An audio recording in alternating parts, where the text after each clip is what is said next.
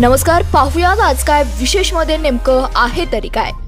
सांगोल्यात वाढीव झालेलं मतदान कोणास तारक कोणास मारक, कोण असेल आघाडीवर आणि कोण असेल पिछाडीवर.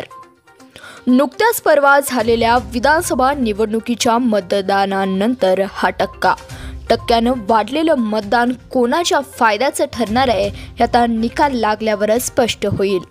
विधानसभा निवडणुकीत मतदारांचं वाढलेली टक्केवारी स्पष्ट करत आहे की ही निवडणूक चुरशीची झाली असून सांगोला मतदारसंघात प्रथमच तिरंगी लढत झाल्याचं पाहायला मिळालं.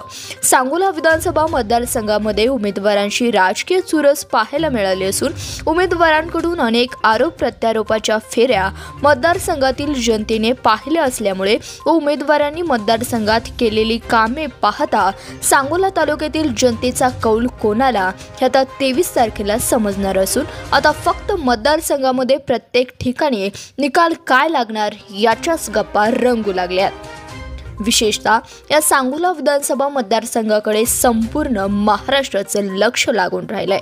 सांगोला विधानसभा मतदारसंघामध्ये बुधवारी 1,36,548 पुरुष व 1,24,454 महिला असं एकूण 2,61,013 व 78.27% मतदार झाल्याची माहिती निवडणूक निर्णय अधिकारी केराप्पा माळी व 6 निवडणूक अधिकारी संतोष कंसे यांनी दिली आहे. विशेष काय झाडी काय डोंगर एकदम ओके या डायलॉगमुळे संपूर्ण देशात प्रसिद्ध असलेले शिंदे गटाचे आमदार शहाजीबापू पाटील यांनी आपल्या विकास कामाच्या जोरावर निवडणूक लढवली, तर दुसरीकडे ज्यांनी सांगोल्याचं नाव गिजिन बुकात नेणारं दिग्वंत आमदार गणपतराव देशमुख यांचे नातू डॉक्टर बाबासाहेब देशमुख, तर तिसरीकडे गेल्या 35 वर्षापासून समाजसेवा करणारे दीपकआबा साळुंखे पाटील यांच्यामध्ये तिरंगी लढत होत आहे.